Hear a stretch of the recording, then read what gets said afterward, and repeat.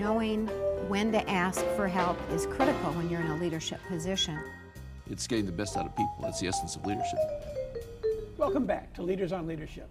We're here with Rich Trumka, president of the AFL-CIO, and he's ready to take some questions from our students from Wayne State University School of Business Administration. Your question, please. Hello, my name is Josh Wild. I'm currently studying marketing and advertising here at Wayne State. I was just wondering, was there ever a point when you thought that working in the coal fields would be your career? A lot of times, Josh. When I first started up, I thought that the world had dealt me the worst blow in the world, that I was going to have to go into mines and not be able to go anywhere, to go to school, because it was tied together and the union hadn't picked me up yet. And there were a lot of times on midnight shift, when I was working midnight shift and going to school in the daytime, that I thought about quitting. And every time I did, there would be an old miner that would come up and dust me off and say, "What you're doing is really important to all of us, so keep going." And then I actually loved the work as well in the mine. There's a camaraderie underground that you probably don't find too many places in the world. Probably combat troops, and then underground, because we're facing a common enemy, and that's Mother Nature. And everybody's life depends on what everybody else does. So it was a good feeling. And the nice thing about it is, at the end of the day, I could actually look and see how much coal I loaded. I could see it. It was there. You could measure it. You could feel it. Today, I mean, the jobs we have, sometimes you go years, sometimes decades, fighting for something that you don't get, but you want to have and people need. So many, many times. Yeah. Your question, please. Hi, my name is Hassan Khalifa. I'm a business administration management here at Wayne State. Can you share your negotiations with management? Can you share your perspectives on that? Sure, I'll try to do that in a short period of time, because negotiations is an important thing. But one thing I'll tell you this, probably the key to it is, I won't allow management to have a position. I make them tell me what their needs are. If they come in and say, "I need $3 an hour cut," I say, "That's a position. What you need to be is more competitive. And if I can get you more competitive, you shouldn't care how I get you there." It gives me a lot of different flexibility. It's just a different philosophy. If you exchange positions, most often they don't match. But if you exchange needs, it's easier to get to where you can both agree to something. Your question, please. My name is Sugeeth Ready, and I'm studying finance here at Wayne State. My question is, what programs and benefits do you have to attract my generation to be members? I'm sorry, I didn't hear you. Can you say it again? What programs and benefits do you have to attract my generation to be members? Well, the first thing we're doing is having your generation tell us exactly what you need, rather than us tell you what we can do for you.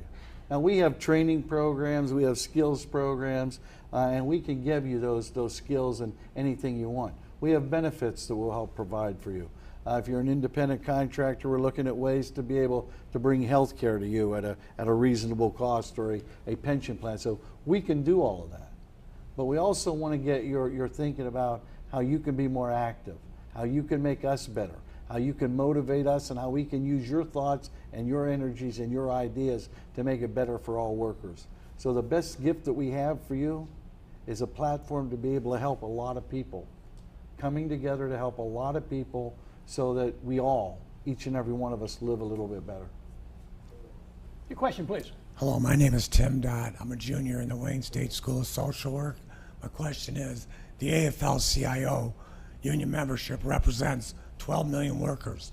How do you effectively communicate your leadership objectives to that many people? Well, we're doing it in a number of different ways. We're using the social media to be able to talk to them real time. Twitter, Facebook, you name it, we're trying to do it. We also do it online, but we also do a number of other things. I have mass calls with people. We have all of our central labor councils and state feds come together. We'll have a call where I'll lay an issue out, and then I'll ask for their advice, open it up so that they can talk back to us. It's being more interactive and trying to get from our membership more of their ideas, because most frequently the best ideas float up from the bottom, not from the top down. And so we're tuned into that very, very strenuously. And then I try to get out in the field a lot. I spend a lot of time with our rank and file members because, as I said earlier in the program, I believe I look at the labor movement from the bottom up, not the top down. So I want to be talking to members. I want to hear what they had to say. Give them the opportunity to strip a little bark off me from time to time whenever I screw up. And what they want to hear is if you screw up, they want to hear you say that. They want to hear you say, I made a mistake, because then they know you won't do it again. If you keep defending a mistake you made, they always think you'll do it again. And so I give them an opportunity to strip some of that bark off me, and we both come away a little happier. Leadership's all about being transparent to the people that you're leading. Absolutely. Yeah. You have to give them a vision of where you want to go and show them how everybody fits into that vision. So they buy onto the vision, they buy onto the plan to get you there. And then you got to be pretty consistent about it. You can't be flippant. So that the vision is here one week, here over here the next, because then they're everywhere and don't know what to do, and they just sit in the middle and do nothing, which happens to a lot of organizations. Question.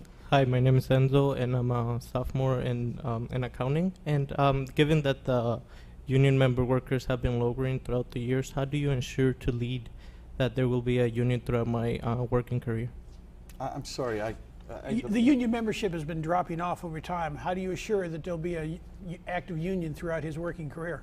You know, that's the $64,000 question. And there's nothing we want to make sure more than that we have a union, not just for you, but for your kids as well. Because as long as workers have a voice on the job, it's going to be a better job. We can make bad, ugly jobs into good jobs, but we can also make good employers more effective and more efficient employers so that they're more profitable. We're doing that right now by changing the way we do things, reaching out to people that we haven't reached out to before, embracing different types of organizing so that we can bring in the 20-some million people that are statutorily excluded from having the right to a union, literally statutorily excluded, and we're trying to bring them in different ways of organizing. But there's no guarantee. It's up to every union member to take up the cause of the union, to support the union, and to guarantee that that union is there for their kids and their kids' kids. Because it's not my union. It's our union. It's yours as much as it is mine. And you have as much say in it as I do. And I really believe that from everything, every fiber of my body, and we're starting to see that activism get twanged again. People are getting excited. They're starting to believe again. And we'll keep watering that and nurturing it and watching it grow. And thank people like Scott Walker from Wisconsin for giving us the opportunity to get back in hyperaction as opposed to less than hyperaction. Thanks for being here, Rich. Thanks for having me. Please join us again next time for another edition of Leaders on Leadership. See you then.